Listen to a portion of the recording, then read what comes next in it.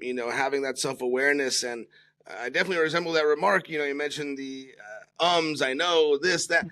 It's funny. I used to actually have a really big block of like even having a podcast, or like, how can I have a podcast when I'm still saying like this, that. And I also have a motto, right? Done's better than perfect, and we'll get there and optimize. And now 7-8 years later, I haven't optimized that part, but the sound's better and the video's better and all that stuff's better, I guess. So, time to get into maybe those other kind of things as well. I guess that also takes in, you do so many things here in terms of, there's obviously, right? So now I'm conscious about it, but in terms of communication, conflict resolution, peak performance, and sometimes people are dealing with one, sometimes dealing with all. How do you actually get to, what's the roadmap look like from getting from, hey, this is the issue, maybe this is squeaky wheel, we'll get this first, until, wow, sure, I feel like a new person? Is there a roadmap, or is it kind of just everybody is individual? Everybody is individual, but there is a roadmap. And I call it the 3 I's. Mm-hmm. So let's just say that you come to me either as a team member, as a leader, as there's a problem and I can't quite put my finger on it. People are not happy, they're leaving, things are going on, or my relationship is not going great, whatever it might be. I know that there's a problem, but I just don't know how to solve it. I don't know how to get to it. So the first I is insight. So behavior runs in patterns. For personal issues, there's not that many issues that we as humans experience. There's betrayal, there's grief and loss, there's abandonment. And so we all have similar themes, but there's an infinite variation on them. So if you were to look at companies, they have their own themes of, lack of communication, or the siloing, or whatever language you want to use it, that things are just not working well. So first we have to identify the problem.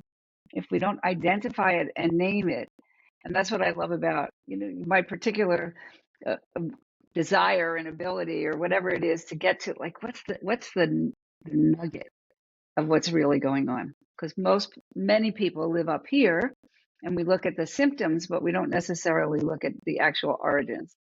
So we get the insight. My mother, my father, my sister, my brother, or this one or that one, and we see the pattern. We start to identify the pattern. Okay, now we can name it. Now what are we going to do about it? Now we have to problem solve around how we're going to solve this problem.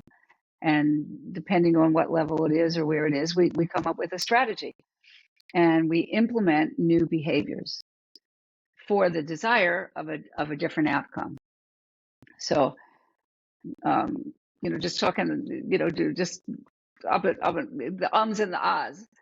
So I'm identifying the problem. I'm unconscious of it. I don't even realize that I'm doing it. I've been doing it forever. All right. So now it's conscious. All right. Now what has to happen? What new behaviors do we have to implement?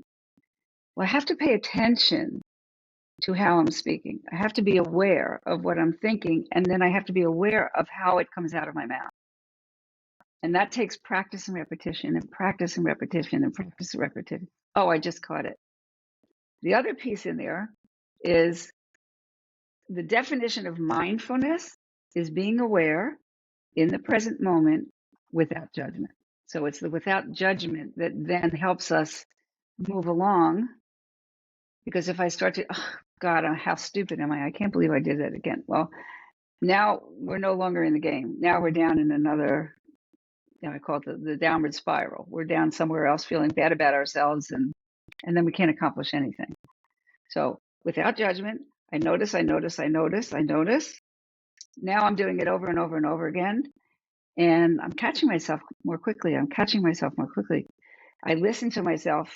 I tape myself. When I've done talks, I did a TEDx talk, and I taped it and watched myself and did it over and over and over again until I could do it just like I'm talking to you right now, with all the practice and repetition in the background.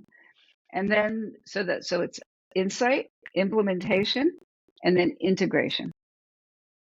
Oh, that used to really bother me.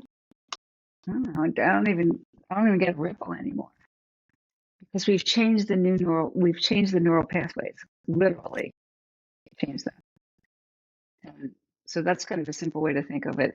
I like that. Somebody asked me one time, and I said, "Oh, the three eyes." No, that's great, and it really, I think, gives us insight, allows us to identify, and then implementation, integration. Some of the things may seem easier, and some of the things, they're so ingrained, the neurotransmitters that wire together, fire together, and they're there, and then every once in a while you far away, and something triggers and brings it all back. And is that how do we deal with those kind of things, and especially as a high performing individual? It's like, I don't have time for this. I don't have time to fall back, or I'm just going to go and whatever. It's juggling so many things. It's a great question, Maynard. And it's really the essence of all behavior change, in my opinion. So in my TEDx talk, I talked about how the body gets triggered before the mind. So it was called Befriend Your Inner Enemy. And it was really the progression of a lot of the things that we're talking about, and how I progressed as a clinician. Like, how do we do this? The same question that you're asking. So let's just say that I'm in a meeting and somebody is, and this has happened to me, somebody was talking about me in a way that didn't feel very good. And she was kind of questioning my integrity and questioning my motivation. And I'm sitting there in this meeting. Now there's 6-8 people in it. And I could start to feel I'm getting hot under the collar. My body is starting to give me an indication that I'm very uncomfortable. So now again, I know my patterns well enough, and I know the way that my body speaks to me in those patterns. And so when I feel like I'm out of control, it comes to me in the back of my neck. I get hot, my shoulders start to tighten up. Now I've got a signal. I've got a body awareness signal that's telling me that something is bothering me. Right? That's the first indication. Right? Okay, so now I start to notice what's happening here. Oh, now I'm making this conscious. I'm feeling attacked, basically. And okay, so now I'm very, very conscious that what she is saying is very hurtful, embarrassing. But now, how do I want to deal with it?